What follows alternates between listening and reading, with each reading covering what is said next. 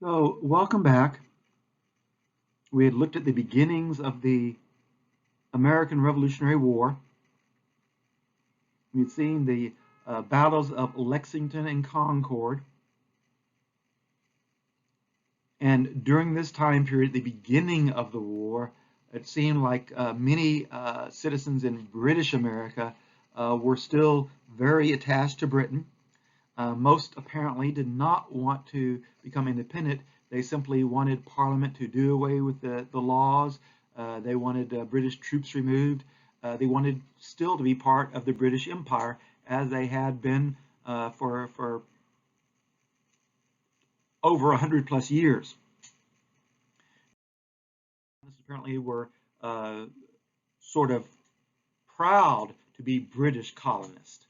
But starting in the spring of 1776, that opinion started to change very quickly towards one of independence. And there are several reasons. One, they learned that the king had been hiring these German Hessian troops to come to America and put down the rebellion. And so for many British Americans, this had been a British affair.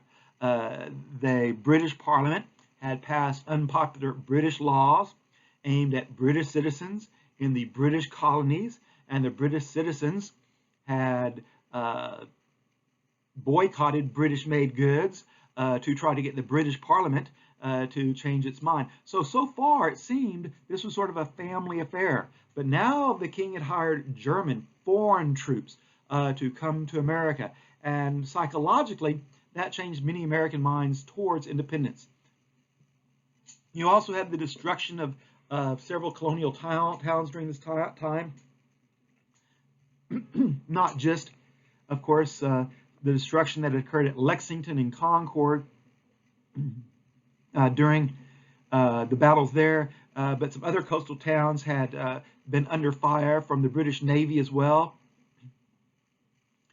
Then many Southern planters were somewhat angry at the fact that the British government had promised that slaves who fought for the British cause, the British government cause, would be free. And in some ways, the southern class of the South, the white planter southern class of the South, was in many ways envisioning in their minds that the British government was giving in their minds these slaves guns and basically saying, go out and kill your masters.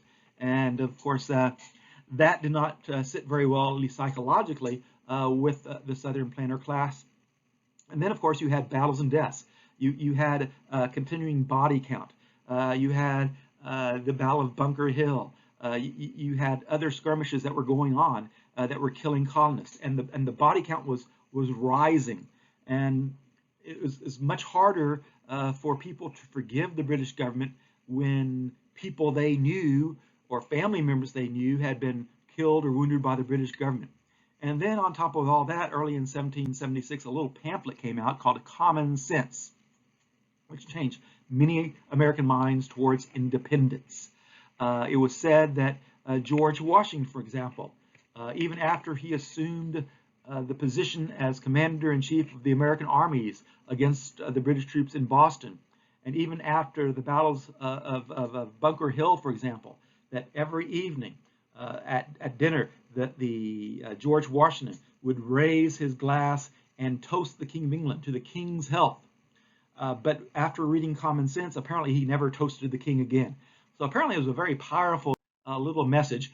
Common Sense was written by Thomas Paine, a citizen of England, who had tried many jobs in England, but had failed at all of them. But Ben Franklin had been in England and had read something Thomas Paine wrote, and he believed that Thomas Paine would make a great propaganda writer, and paid for Thomas Paine to arrive in America. In fact, Thomas Paine did not disappoint. So Common Sense basically argued that citizens, not the king, should make the laws. And that Common Sense was also written as a common person speaking to common people, and very unusual of the day. Usually pamphlets and tracts of the day were written in a very unique way that sort of appeal to the upper class citizens, but really did not appeal to sort of the common citizens. It was not uncommon to read a piece of literature that had, for example, not only English writing in it, but Greek writing and Latin writing. And oftentimes these pieces that were written would refer back to Roman history and Greek history and other European history. But Common Sense just had plain, ordinary English. It didn't really refer back to much English, much European history at all. Certainly didn't have any Greek or Latin in it, and it appealed to the common people.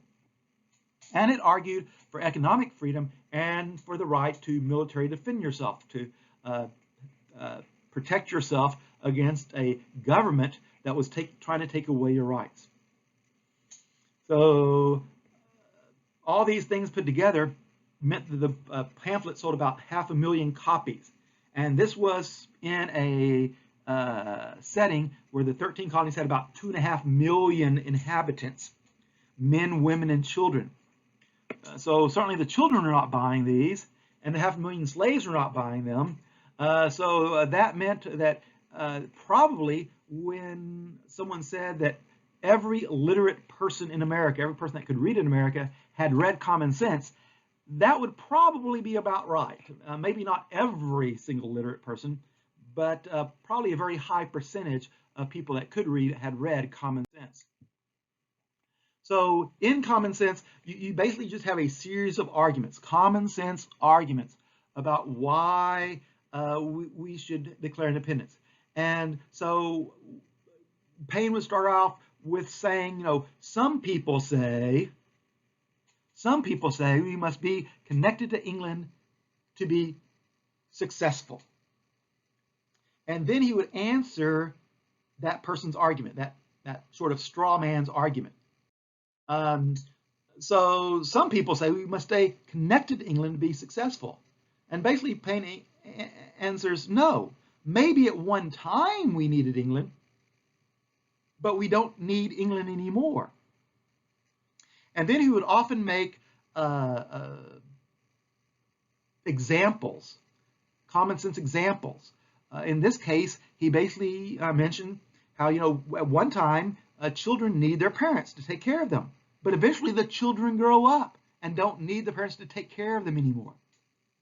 So this was Paine's argument against saying, we still need to be connected with England. And Paine says, no, basically, we have grown up. We don't need them anymore. Some would say that England has protected us. I mean, after all, think about the French and Indian War, how they sent over an army to protect us. And Paine says, yes, that's true, but they only protected us to get rich off of us. They weren't protecting us because they were simply nice people. They were protecting us, though, so the colonies could generate a lot of income, could make a lot of money, so the British government could tax us. That is, they simply wanted to use us, and that's why they defended us. So some say England is our parent country. They're our mother country. And then Paine says, well, if that's the case, shame on them. And basically it says, do parents kill their own kids? No, they go to extremes to protect their kids. So obviously, England sending over these mercenary troops to kill us shows that England is not our parent country. Well, what about the idea that we get certain advantages from staying with England? Maybe some different economic advantages or commercial advantages, something like that. And Paine says, no, we don't get any advantages. As far as economics and commercials, he basically says we can sell our stuff on the world market and get more money than we do by sending it to England and let them selling it. So Paine is saying that we have no advantage with staying with England. How about we're connected to England? We're one with them, we're British. No, Paine says, we're more connected with Europe. Look around, he says, look at their different colonies. Everyone didn't come from Britain. There's people from all different portions of Europe in the Americas. There's people from France and people from the Germanys and Dutch and Swedes and all sorts of other Europeans. So we're not connected to England. We're basically connected to Europe. Well, he said, some say it's only natural we should be part of England. And Paine says, no, it's not natural at all. And then he basically says, consider bodies in space. And so, for example, which orbits around which? Does the moon go around the Earth, or does the Earth go around the moon? Well, obviously, it's the small bodies that go around the big bodies. You know, the Earth goes around the sun. The moon goes around the Earth. So the smaller bodies should rotate around the larger bodies. And yet Paine says, here we are a continent, and our entire lives revolve around a little island. That's not natural, Paine says. That's not right. Well, how about the king is wise and provides stability to us? No, Paine says. And then he, talks about some of the kings that England had and how some of them were like 12 and 13 years old, and how the wisest people in England, how these wise scientists and how these wise economic leaders that had 40 years and 50 years of experience had to sort of like bow to this 12-year-old and say, oh, you're right, sir. You're right, Your Highness. What do I know? I know I've just been in the business for 50 years, but you're the king. You're 12 years old and you're the king, so you must be right. And Paine says that's ridiculous. The king does not provide stability. He does not provide wisdom. So Paine basically just uses these common sense arguments to argue that we should no longer be part of Britain. And it works pretty well because by July 2nd in the Continental Congress, Richard Henry Lee rises up to give a motion to Congress. And basically, the motion is that resolved that these united colonies are, and of right ought to be, free and independent states, that they are absolved from all allegiance to the British Crown, and that all political connection between them and the state of Great Britain is and ought to be totally dissolved. That is, we should be free and independent. We should be our own country. Now, when he stood up in Congress to make this in June of 1776, Congress did what most politicians would do, what most large groups would do. They said, oh, that's an interesting idea. Let's have somebody study it for a while. Let's think about it for a while. Let's have a small group of us think about that and get back to the rest of us. In other words, let's not all of us do the work about this. Let's have some other people do the work. So Congress basically summoned and basically gave this idea that the United States should be free and ought to be free to a group of people in the Congress and said, hey, why don't you guys think about that? And if you think this is right, come back and report to us and we'll vote on it.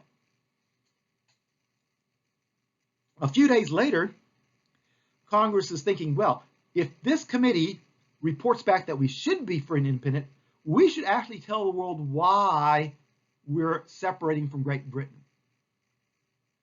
That means, oh, we need another committee. We need someone else to do that. We need someone else to write a document that tells the world why we're separating from Great Britain. So on June 11, 1776, Congress appointed a committee to write a Declaration of Independence. Among the writers, among the committee members at least, was Ben Franklin, of course, one of the most famous of all Americans. John Adams, the lawyer, had defended the British soldiers at the Boston Massacre and gotten basically most of them off free.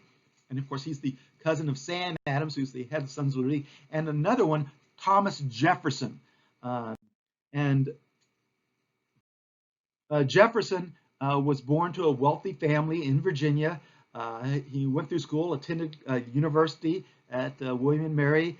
He served in the local assembly, the House of Burgesses in Virginia. He wrote very well. He was not a very good speaker. He was very shy speaking, and his voice was not very loud, and oftentimes people couldn't really make out what he was saying. So as the committee gets together, the committee that Congress appointed to sort of write this document, the committee says, who's the best writer? Hey, Jefferson, why don't you write it? Yeah, and we'll supervise. That is, Jefferson, you can write it, and then we'll look at it, and we'll make suggestions to you. Like some of the ways some of our groups work at school. You get at least not during the pandemic, but some of our you get together with your friends, and then basically the smartest friend, you go, here, you do the work, and then we'll help you. And of course that help is sometimes not very much. Sometimes you just say, oh, that's great, thank you, and then you copy their work. But still, most of the time we go to the smartest person, the person that's best equipped, and the committee felt that Jefferson was the best equipped to write the document. So again, although there were 5 men appointed to write it, Jefferson was the main writer. And Jefferson, like many other delegates, had read other English philosophers, other English thinkers, including a guy named John Locke. And John Locke believed that people are born with certain natural rights, like life, liberty, and property. That is, you have the right to life when you're born. You have the right not to have people kill you.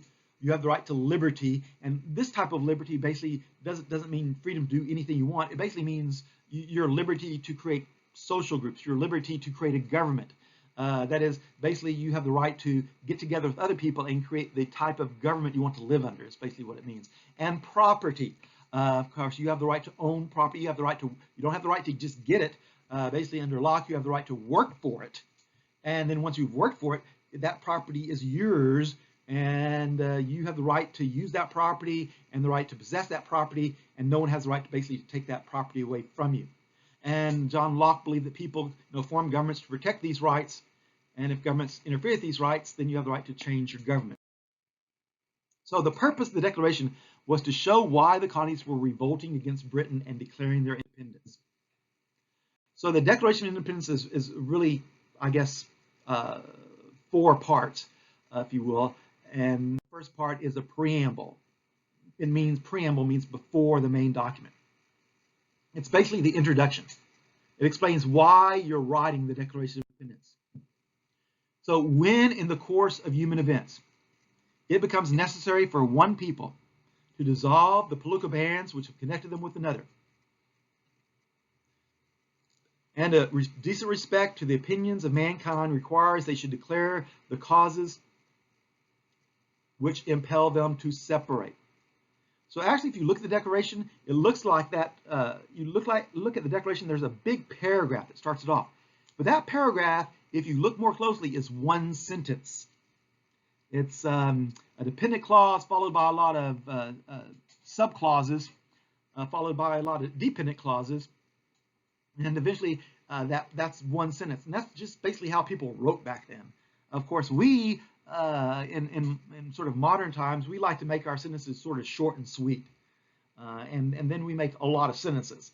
Back then, they tended to make their sentences long, and it was somewhat difficult to keep track of them unless you were sort of used to the way they wrote. But nevertheless, it's basically saying that when you're declaring your independence, you should tell people why you're declaring your independence. That's basically all it says. And then the second part of the Declaration basically explains sort of John Locke's theory. That is, why we have a government in the first place. So we hold these truths to be self-evident. Self-evident means clearly seen. It means you don't need a teacher to explain it to you. If you have something really heavy in your hand and you drop it on your foot, you don't need anyone to explain that that's going to hurt. That's what self-evident is. So we hold these truths to be self-evident. Well, what do we hold self-evident? That is what's clearly seen. The next little stage, the next little part tells you that all men are created equal. And of course, when they say men, they really mean mankind. All people are created equal. And of course, you're thinking, well, no, people aren't created equal. I mean, some have different skin colorations. Some are male, some are female. Some grow taller, some grow shorter. There's all sorts of differentiation between human beings. But if you go to the next clause, it tells you how we're created equal. That they, meaning people, are endowed, that means given, by their creator, that means God, with certain unalienable rights. Unalienable means they can't be taken away from you. So this is the way that we're all created equal, that we're born with certain rights. rights that can't be taken away. So everyone, whether they're male or female, no matter what their skin coloration, no matter how tall or short they're going to be, according to Jefferson, everyone is born with certain rights. And what are these rights? Well, you just go on and read them because they tell you. So that among these, it doesn't say all your rights, that among these, some of them, the more important ones are life, liberty, and the pursuit of happiness. So basically, Jefferson does what many of us do when we're writing something. He basically sort of copies from other people, including, of course, one of the people he copies from is John Locke, who said something about life, liberty, and property. But apparently, property didn't have a nice ring to it.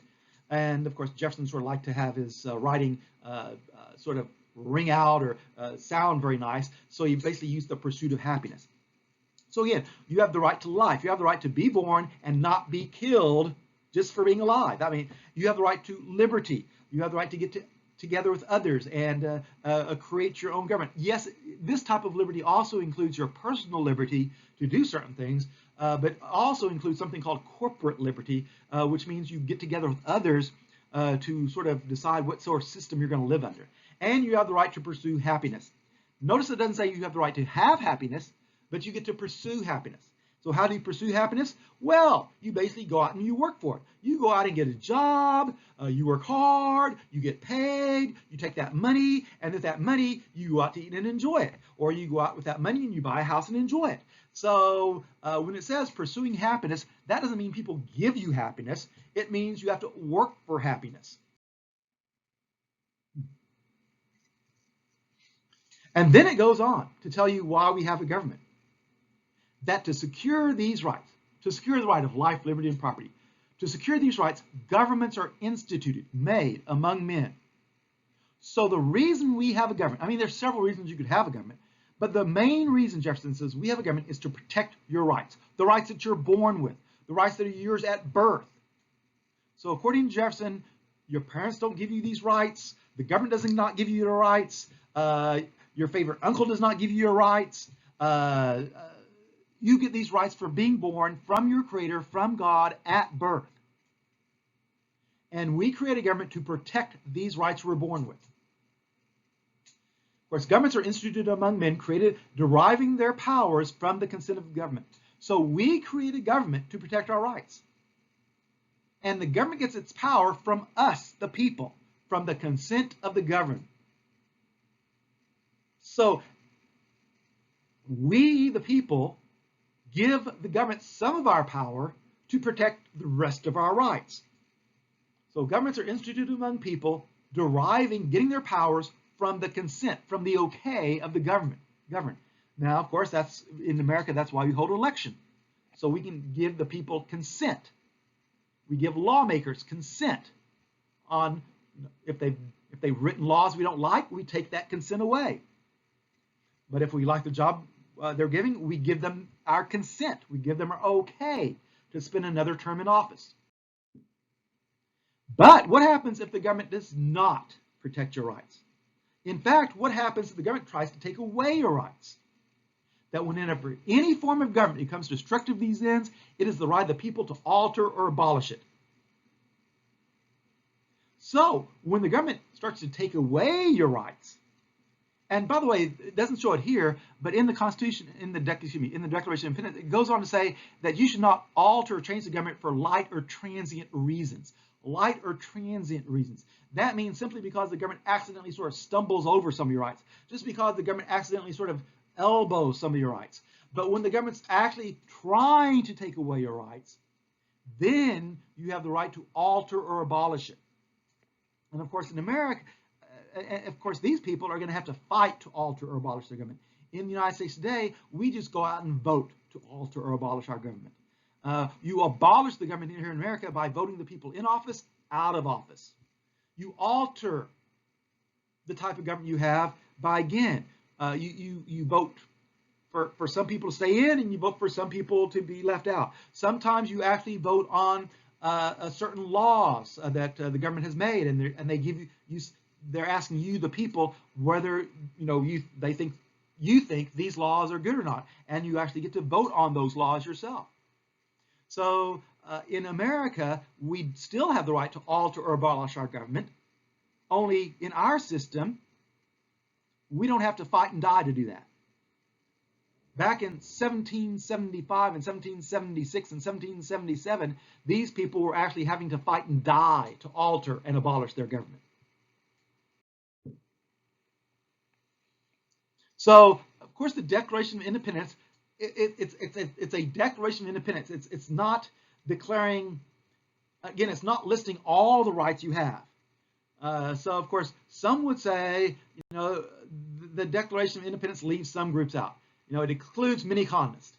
There's no attempt to address the rights of minorities, or like, for example, women. It doesn't mention women in the Declaration. However, when it says all men are created equal, it doesn't necessarily mean the male species. Men at that time can also mean mankind. It means all human beings. So John Adams, who was there at the Congress, had a wife named Abigail, and she's often credited as being one of the first women's rights advocates in the United States, because she was oftentimes sending her husband letters, basically saying, "Hey, don't forget us women when you're making those laws. Don't forget us women." So that's an important part. Of course, slaves were not represented in this Declaration of Independence, and of course, it's somewhat ironic. The Declaration sometimes compares living under Britain to basically living as a slave, but that just proves that everybody at the time sort of knew that slavery was not really good, that it was not a good thing to be a slave.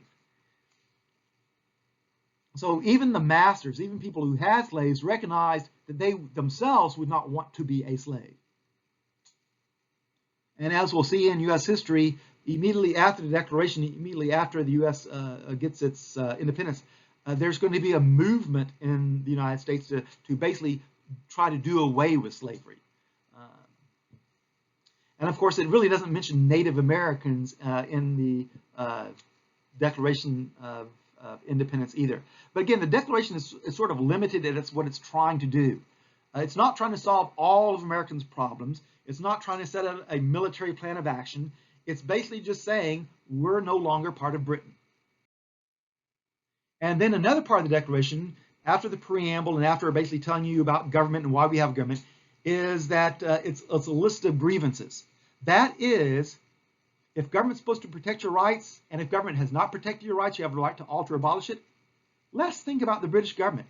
Has it protected your rights, or has it taken away your rights? So the list of grievances is basically a list of things the British government has done wrong, taking away your rights. And there are basically 28 complaints that are in this section of the Declaration, and they blame the British government, and they blame the King of England by name as well. So some of these grievances are, the British soldiers in our colonies without permission. For example, the Quartering Act. And you notice that many of these things and many of these grievances are listed on your chart that you took. Those things that those laws that Parliament passed that angered colonists. Those colonists hadn't forgotten about all this stuff. They still remembered it, and they were still angry about it. So they were listing this stuff in the Declaration of Independence. So here's just a partial list of some of these grievances. He has dissolved representative houses. So they were probably thinking about when they passed the first Quartering Act, and the colonies were supposed to come up with the money, and in New York State, the colony of New York, those members of the Assembly, they said, we're not going to pay for these British soldiers. We didn't ask them to come. At which point the royal governor said, "You're fired. You go home." That's probably what they were thinking of when they wrote this. He has kept among us standing armies. Again, the Quartering Act. He has cut off our trade. The Intolerable Act, when he closes the port of Boston, when the Parliament closes the port of Boston. He has imposed taxes on us without our consent. The Sugar Act, the Stamp Act, the Townsend Act, all those things. He has transported us beyond the seas to be tried for pretend offenses. Remember, under the Intolerable Acts, or Coercive Acts, they were going to take some people from America to send them to England for a trial, for taking away our charter. Remember, under the Intolerable Acts, the Massachusetts charter was canceled, and the royal governor was going to basically be a dictator and rule. So you see many of these things, many of these grievances, if you read them in the Declaration of Independence, you can take your chart out that you had, or remember those things, and you can basically compare the chart to what the grievances are, and there are a lot of the 28 that are from the information that you've already learned. And finally, they come to a conclusion. So it's basically just a big if-then statement.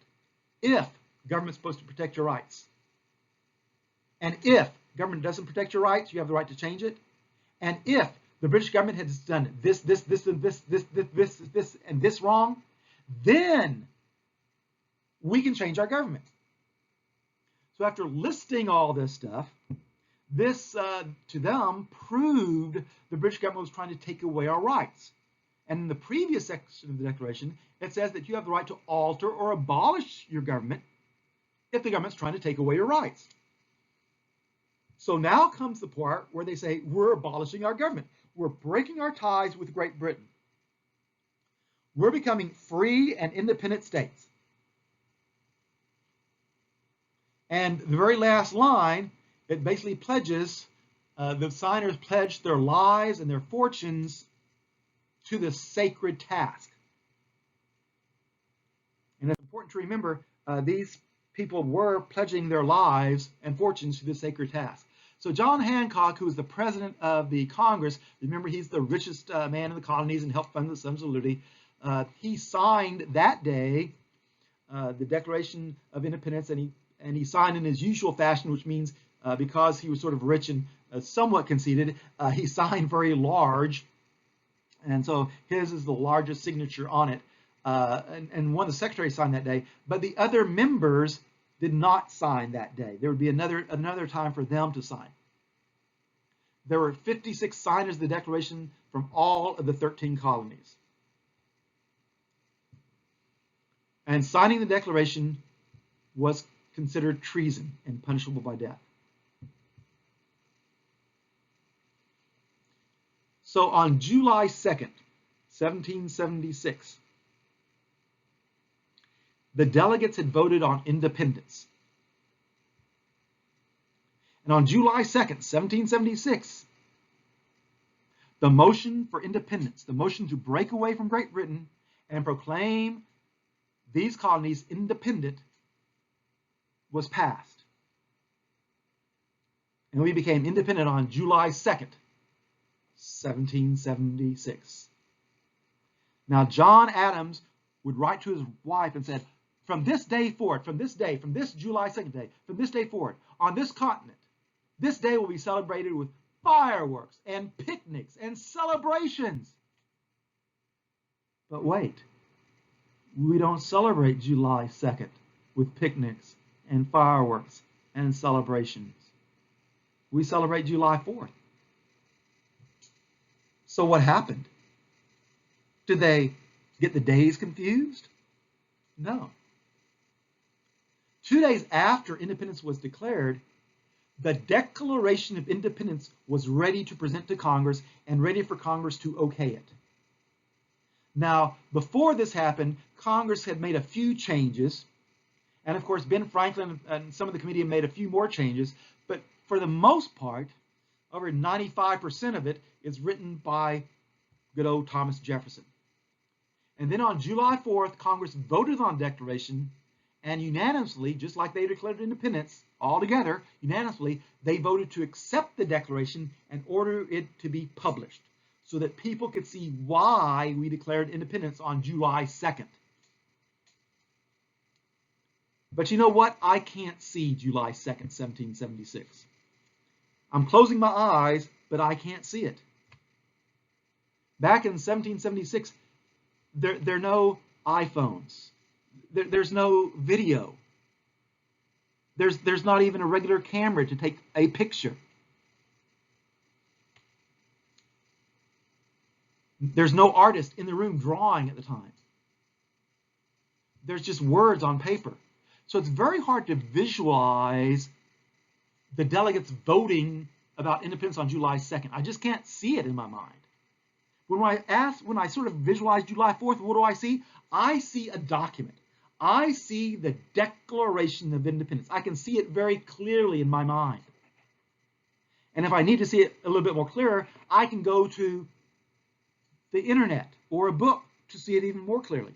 Or if I need to see it even more clearly than that, I can go to the National Archives building in Washington, D.C. and see it there. So because that document is a visualization of what happened 2 days earlier, that's probably why we celebrate July 4th as Independence Day. Because people could see that document, they could feel that document. They had a visualization in their minds, as opposed to some nebulous day on July 2nd, which nobody can actually see or visualize in their minds at all. So the Declaration of Independence is extremely important, not only because it declares our independence from Britain and basically lists the reasons, because it's a document, you can see it. That's why it's very important, because today we still can see that declaration, and we can still look at it and read it and understand why we declared our independence from Britain. So this marks the first time ever that a group of revolutionaries explained in detail why they had the right to change their government. So sometimes after a revolution, many years after, if they're successful, sometimes one or two revolutionaries will write something up and say, this is why we did it.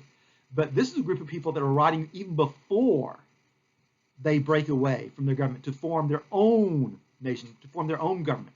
So that's very unique. And the ideas in the Declaration of Independence will influence many other nations, will influence many other groups to have revolutions as well.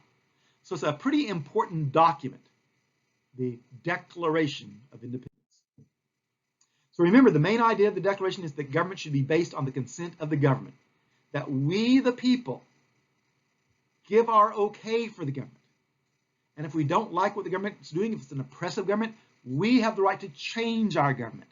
And again, unfortunately, in our country, ever since the U.S. was established by these people fighting and dying for it, ever since then, we've changed our government peacefully. And of course, every election day, millions of Americans still go to change our government or keep our government peacefully. So it's a really unique thing in the sum of history, in the thousands of years of written history. And thousands of years of history before that we know about. It's a very unique thing that a country is founded on philosophy, and that the people basically consent to be governed, that we give our okay to be governed, and that we can change our government not by fighting it and not by killing people, but simply by casting a vote. And that's a pretty important idea that is spread to large portions of the world.